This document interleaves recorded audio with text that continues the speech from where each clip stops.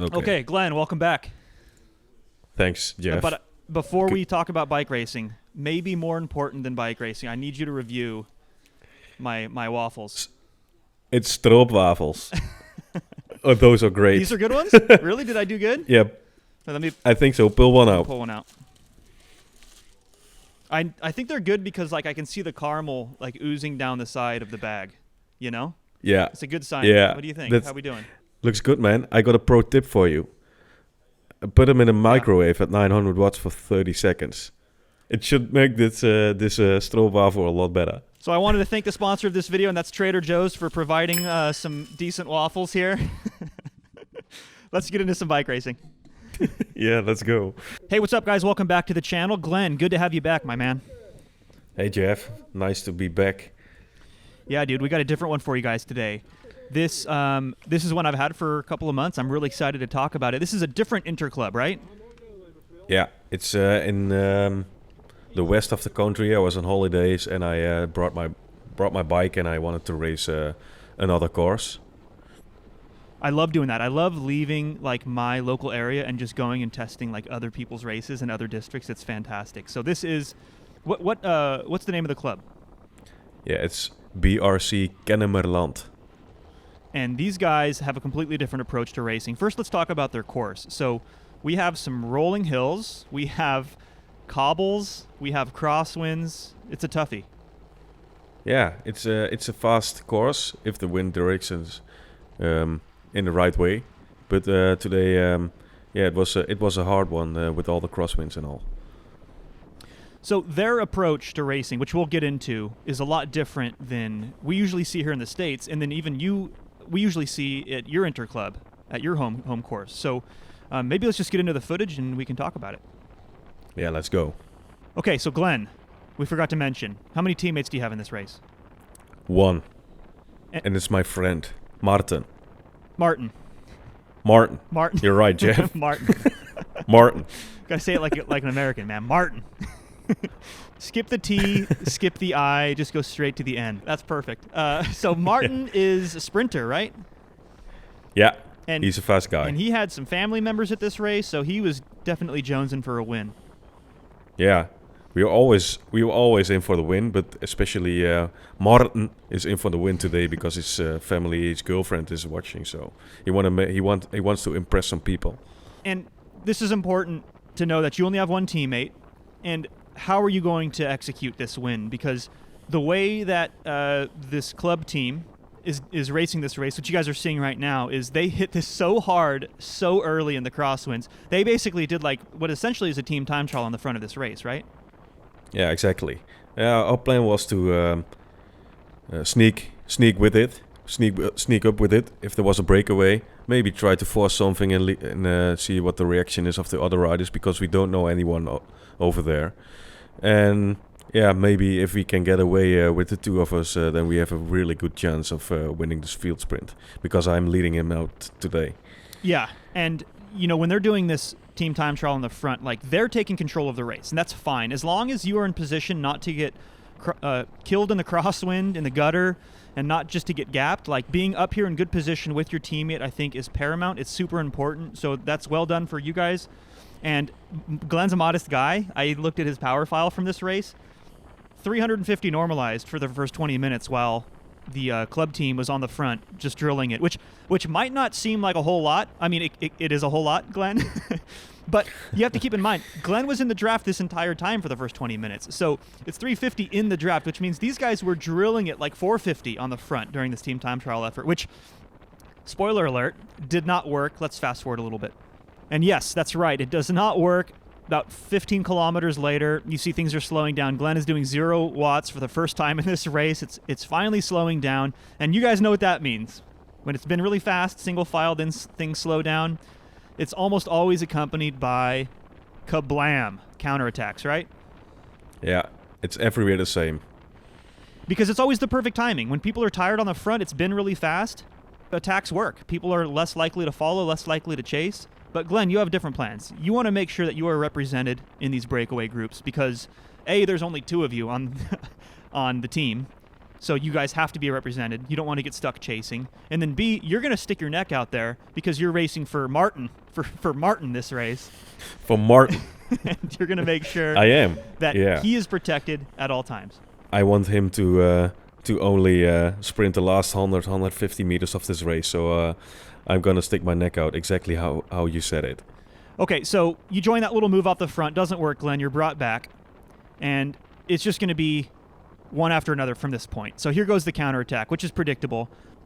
But Martin's not really responding. And there's kind of this unspoken thing where, like, especially if there's only two of you, you guys have to take turns countering and following these moves to be represented because you're tired, right? So I see Martin on the front here, and he's let one attack go without responding. He let a second attack go right there without responding. He's just sitting on the front. And honestly, and here's a third one that he's not going to follow. Like, if Martin was my teammate, I'd be pretty upset. I'd be screaming on him right now, like, dude, you gotta follow those things. Like, don't attack yourself. Save your legs for the sprint, but you have to follow some of these moves just to make sure we're not stuck chasing. But instead, Glenn, because you're a nice guy, I'll say all these things about Martin, but Glenn, you're just gonna put your big boy pants on and you're gonna say, okay, here's 1,200 watts for you. I'm just gonna chase that one back. Martin, continue to sit in, save your legs, make sure that you are gonna be extra powerful for the sprint. And once again, you have Glenn getting brought back, a counterattack going, and Martin, where are you, dude? We need you. Martin. Because this is like an important moment in the race. This is usually how it goes, is once the attacks start like this, it's one after another until the field breaks and a breakaway gets established. And that's basically what happens starting here. We're going to fast forward because the next 3 kilometers of this race are just total chaos. And you're going to see the field with these cobbles, with these hills, with these crosswinds. The field is just starting to explode. And instead of like a peloton and, breakaway, it's like a bunch of little groups on the road. And this is when it gets really threatening. And you can see that, like we said earlier in this commentary, Glenn's plan with Martin, both of them needed to stay up towards the front because this is a real threat in a race like this where you could just get caught behind a split. So it's important that you guys stay up towards the front, and then you hit a really critical moment about 24 kilometers to go. Okay, so this is one of the most critical moments in the race because you have your teammate Martin who has joined the breakaway up the road. You can see them up there. They're only like 3 seconds. And these 2 riders in front of you are attempting to chase it down, but this guy on the right is blowing up. This guy in front of you in like the dark blue kit, he's elbowing you through. He's about done. What's going through your mind right now, Glenn? Yeah, it's chaos behind me. You see it in the camera, in the rear camera, and I decide to step on it once again, although my heart rate is jacked up all the way above 180 beats. And I try to bridge up over you because in the peloton, or from what's left of this, I am no use for him.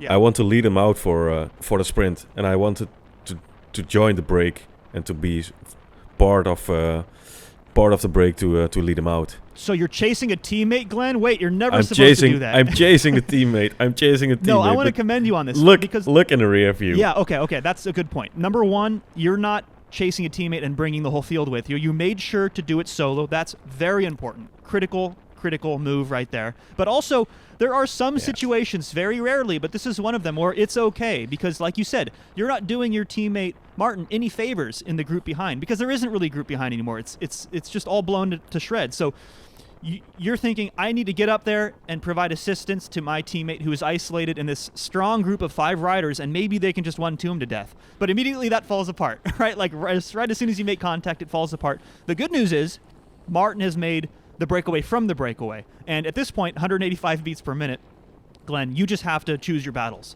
And I think this is smart. You can still lean on the fact that you have a teammate in the breakaway, because you do. And you can fall back, collect yourself, make sure your heart rate comes back down to a reasonable level, and then be able to, go for the next one if there is a next one, or follow that next chase group. So well done. Sometimes it's okay to chase teammates. It's a high level of skill, but this is a good example of one of those moments where it's okay to do that. Okay, so unfortunately, Martin's brought back. And now at this point in the race, 20 kilometers left, we're entering the final stage of this race. It's just a matter of, Glenn, you closing down every single gap. You're no longer thinking about the sprint for yourself, right? It's all about Martin, his ability to seal the deal at the end of this race. You just need to make sure it stays together for a field sprint, right? Yeah. And you see me here working on the front, and I'm actually loving this. I love working for another guy, a friend of me, and trying to stitch up all the gaps Yeah. who are forming in front of me.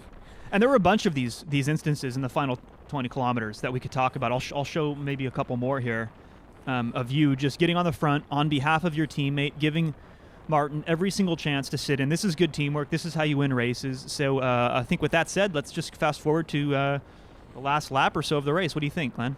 Yeah, let's go, Jeff. Okay, Glenn, you're tired. It's been a hard race, but the work is not over yet. We are entering the last lap. We have about a lap and a half to go. There is a breakaway off the front. Alarm bells are going off because Martin's still behind you. He's still relying on you to stitch this back up for a field sprint. And you get a little lucky with this guy in front of you, right? Yeah, he does a decent pull. Yeah, if I had to do all this work, then it's gonna be hard for me to lead Martin out. You see Martin here on my wheel. He got the place he got the perfect place on my wheel. He knows what's gonna happen, so he's there. And you know he's there too. That's important. Also, you're not leading out the wrong guy. No, I'm screaming behind me, Martin, are you there? And he's screaming back to me, yeah, I'm here. Go for it. And I want you guys to pay attention to Glenn's power here because he's not doing big bursts of 1,300 watts. It is smooth and consistent. You want your speed and your power to be as constant as possible. That's the best way to lead out your teammate. That's exactly what Glenn's doing. And now we look up the road, and now it's looking like a little bit more under control. They maybe have 4 seconds at this point, maybe 5 seconds, but not much more than that. It's looking powerful here. You get the elbow flick, and now it's your turn. This is quite a distance for just one lead-out guy. I would want, if I were Martin in this position, I would want 2 or 3 teammates in front of me. But one Glenn is like 3 teammates. So yeah, let's go. Glenn's going to take over, and again, it's important to not absolutely kill yourself and leave your teammate with a 300-meter sprint because that's how you lose a race. And this is all about just a calculated effort. And it takes a lot of experience, I'm not going to lie, you guys, to realize, because a lot of people are probably looking at that gap right now with 320 meters left thinking like, oh, the race is over. But no, it's like still under control. Your power is ramping up in a very smooth and efficient way like I talked about. The lead riders are just starting to fall apart right here. And then here comes Martin on the inside. Almost gets boxed in. This looked pretty scary to me, but he finds a gap, and he absolutely blows the doors off the competition thanks to your lead out, Glenn. Yeah, and he's a good guy. I got the preems. He got like 10 euros, and he slipped the envelope in my back jersey. So it's all forgiven, you know. What a bro! And he won in front of his girlfriend and his family, and that's always pretty special. Yeah, that's nice. Awesome lead up, man. This was a fun one. You guys know to give this video a thumbs up if you want to see more of Glenn. So let's see if we can hit. I don't know. What do you think? 5,000 likes. Let's see if we can do it. Yeah, let's go. And then I'll be happy with that. And then for every 1,000 after that, Glenn will eat a stroop waffle. We'll make him fat in the off season. Let's go. Let's hit 90 kilos, Jeff. All right. Thanks as always, Glenn. Good having you on, man. Thanks, guys, for tuning in, and we'll see you in the next one. Yeah. Till the next one.